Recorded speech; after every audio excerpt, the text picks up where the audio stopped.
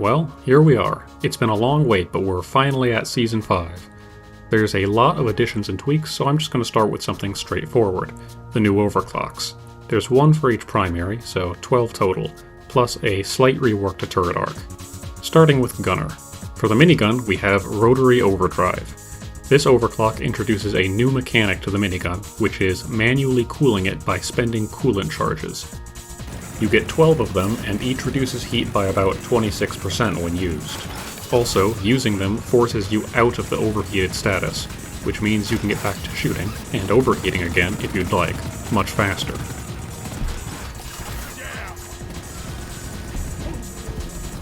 Also, it gives you +3 rate of fire, displayed as +6 in the terminal, which doubles all minigun ammo and rate of fire stats. That's a +20% rate of fire increase, which is also good. The downside of this OC is that it overheats 75% faster, but as Burning Hell enjoyers already know, overheating the minigun faster is only a downside if you're not playing around it. This is a strong and flexible OC to say the least. The Autocannon gets Mortar rounds. This comes with a bevy of downsides. Mag size and reserve ammo are reduced to 0.318x, which means either 35 or 70 mag size and either 140 or 210 reserve ammo. Maximum rate of fire is multiplied by 0.5x and minimum rate of fire is multiplied by 0.4x, plus you lose all direct damage. Also, your shots become slow arcing projectiles. That's a lot of bad, so what's the good? Well, you get +25% AoE radius and 7 times explosive damage.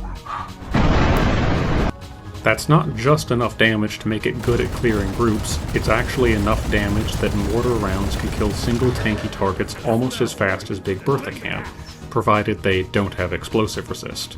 You do have to be careful with that big AoE damage, since unlike normal AC rounds, the whole splash does friendly fire, not just direct hits. And the sluggish projectiles can be harder to land where you want to begin with. But if you get them where you want, the damage is big.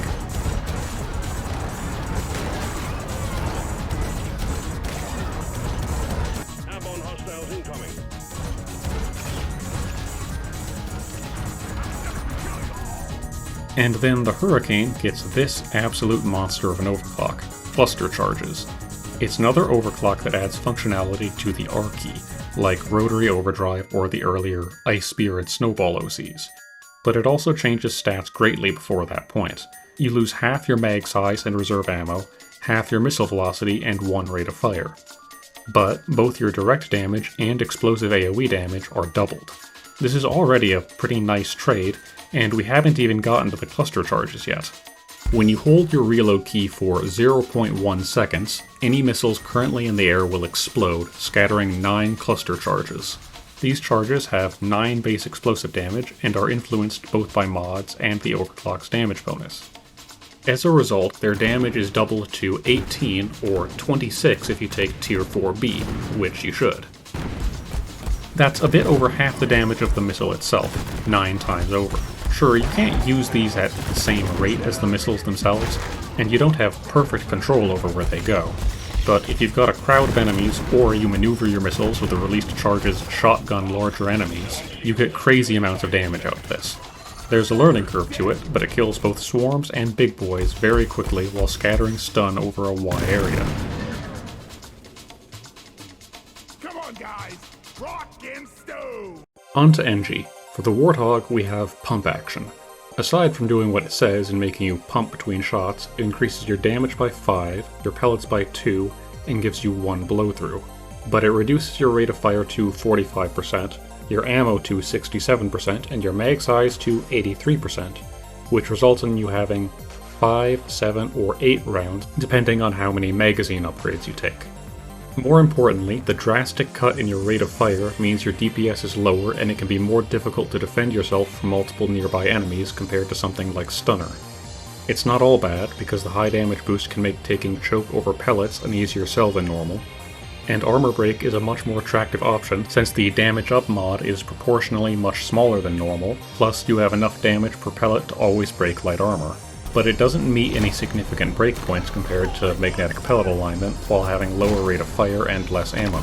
Like with loaded shells, you can one-shot tri-draws, but it's not practical. And blow-through isn't super amazing when NG has much better options for killing groups of squishy targets. So it's not bad, but unless you really like body-shotting grunts or shotgunning shellbacks, it's a bit hard to recommend. For the Stubby, we have Hyperalloy.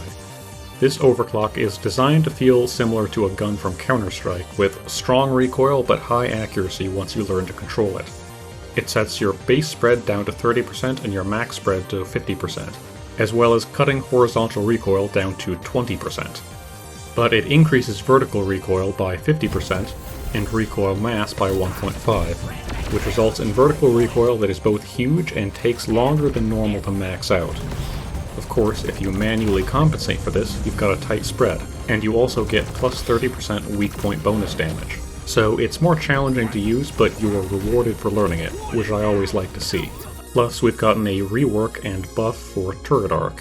It's now called Micro-conductor add-on, and it's the same as before, except now you can electrify platforms. Shooting them creates a spherical 1.5 meter radius AoE that has the same duration and 30 DPS electric status effect as the Arc. This makes what was formerly Turret Arc more flexible to use.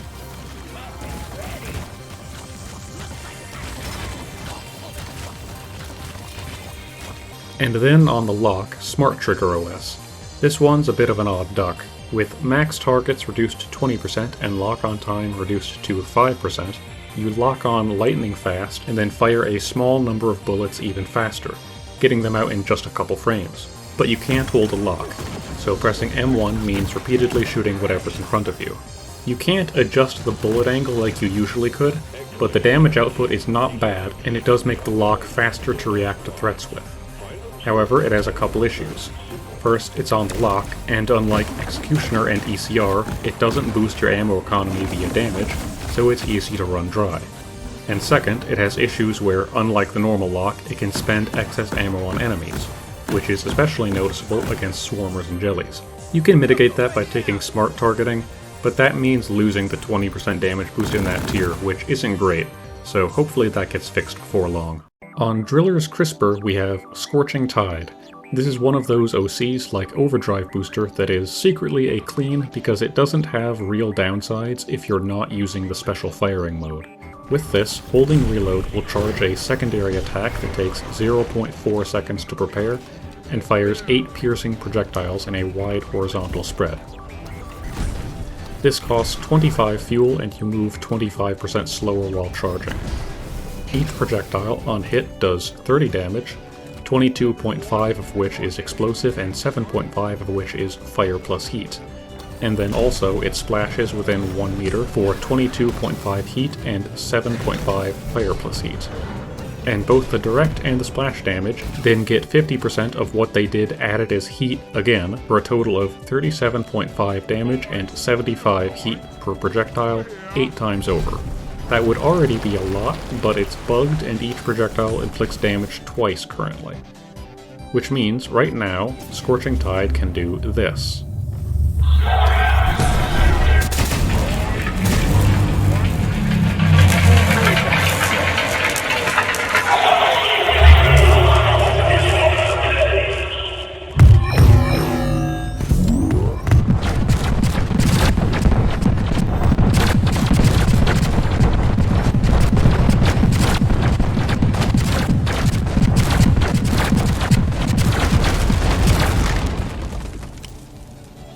The Cryo Cannon also got an OC that kind of lets it see how the other side lives.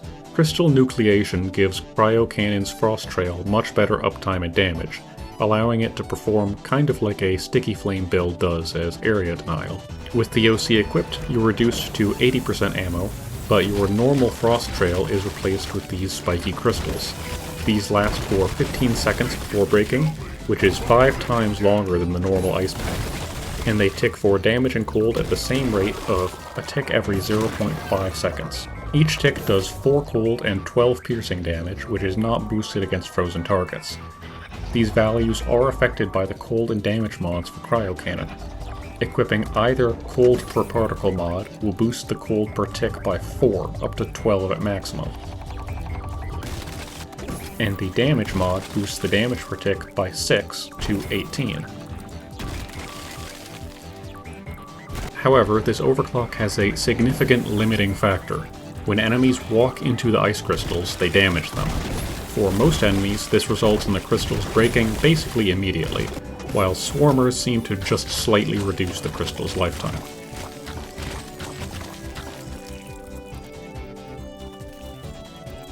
This doesn't happen if a crystal is spawned beneath an enemy. In that case, the crystal can hang out inside them and keep damaging them all it wants. It only happens when a crystal already exists and an enemy walks into it. Otherwise, the spikes can be broken only by melee damage and seemingly nothing else right now, which may be related to how bugs break them by walking onto them. So don't expect it to fully deny areas to swarms of weak bugs like sticky flames. You need to use it somewhat more aggressively and more frequently reapply them. Sludge Pump got a combo sort of OC. Combustive Goo Mix asks the brave question of, what if the acid we kill bugs with also exploded? If a burning bug is hit with the direct corrosion effect, or vice versa, they explode for 50 direct typeless damage and 50 heat, plus another 50 typeless damage and 50 heat within a 2.5 meter radius, with a maximum damage radius of 1.5 meters and a minimum 50% damage. Puddles on the ground also blow up for the same 50 radial damage and heat, but only within a 2 meter radius with 1 meter maximum damage radius. This also clears the burning or sludged status effects off the bug that exploded, or destroys the puddle if it exploded.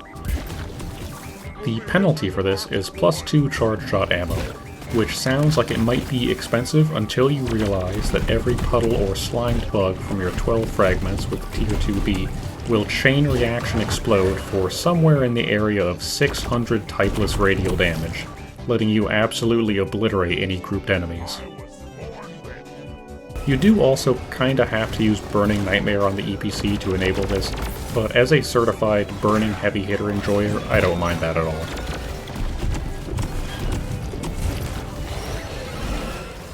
Now for the sad part of the video. GK2 got Burst Fire, which is an overclock that might be intended to make you feel like it's Halo 2 all over again, but is more likely to make you just want to unequip it. With this on, your gun fires 3 round bursts with a rate of fire of 20, and your rate of fire between bursts reduced to 30%. To somewhat make up for this, you gain +2 damage, +11.5% mag size, and +10% weak point stun chance. This is something that carries a lot of implicit downsides. In general, your damage output is significantly lower, so it's bad at killing anything beefy. And your time to kill weaker targets will be worse if it takes more than 1 burst, but if they're small enemies like swarmers, your time to kill multiple of them gets way worse, on top of wasting lots of ammo unless they're perfectly positioned. It's only really efficient against enemies that die in exactly 3 bullets. But the only enemy that falls into that category is normal grunts. You can't 1-burst slashers, you can't 1-burst Mactera spawn. You could just unequip the overclock and use base GK2 with the stun moth equipped and be more effective with less annoyance. Or better yet, equip AI Stability Engine or Bullets of Mercy and do some real damage. If you want to kill common enemies with 1 click, you could equip Hipster for better breakpoints, the option to charge shot Mactera and slashers to one-shot them and guaranteed stun anything bigger, much higher single target DPS, better ammo economy, and a less expensive armor break mod. Sorry, Master Chief, it's not gonna be meta. The M1K's overclock is better but kind of niche. Marked for Death lowers your clip size by 2, reduces focus shot damage to 1%, and makes them cost 3 ammo instead of 2. In exchange, they charge 19% faster and inflict a unique debuff. It lasts for 8 seconds, 4 seconds against bosses, and both pings the target and makes the target take 55% more damage. This can lead to some very quick kills, especially if teammates are shooting the target, but it's only really worth doing against tanky enemies like Praetorians, Wardens, etc., and you lose a lot of utility from having basically no damage on your charge shots. Still, it's fun to use with a recoil-down hipfire build. The Drak also got a supportive debuff overclock in Conductive Thermals, but it's more niche still. With this, every hit applies 2 stackable status effects with a 10-second duration. The first makes enemies take 5% more damage from fire, frost, and electric damage, and can stack additively up to 20 times for a plus 100% boost at max. The second applies a 0.95 multiplier to the enemy's ignite, douse, freeze, and unfreeze temps, making them get ignited or frozen more easily. It stacks multiplicatively up to 30 times, lowering enemy temp requirements down to 21.464% of their normal value at max. It has a couple weird quirks. First, taking Plasma Splash allows you to apply both debuffs twice per shot due to doing 2 instances of damage.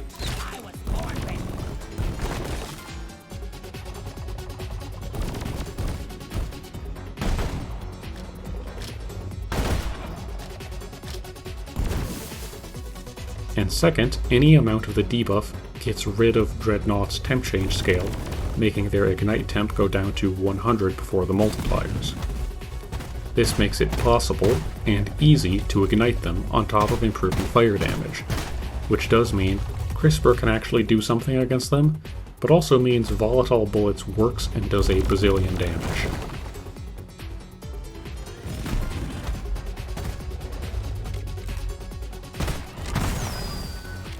Outside of bullying Dreadnoughts, though, it's pretty gimmicky. Taking it saddles you with -3 direct damage as well as plus 36.6% heat buildup, and Drak really does not want to lose that damage, even when Drak's own damage gets partially boosted. This is more a for fun option than something you take on its mechanical merits.